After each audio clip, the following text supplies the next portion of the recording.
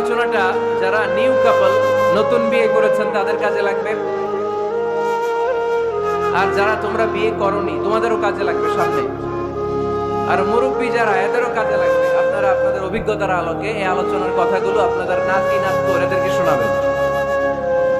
তাহলে আজকের আলোচনার বিষয় হচ্ছে হ্যাপি কাপল, সুখী দম্পতি। সুখী দম্পতি, দম্পতি মানে হচ্ছে স্বামী আর স্ত্রী। স্বামী আর স্ত্রী বানায় যেজন মিস্ত্রি, সে বড় আজব কারিগর ও মনরে, সে বড় কঠিন কারিগর।